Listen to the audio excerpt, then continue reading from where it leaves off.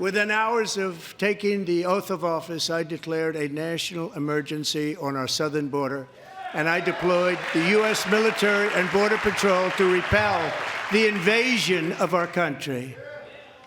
And what a job they've done. As a result, illegal border crossings last month were by far the lowest ever recorded, ever.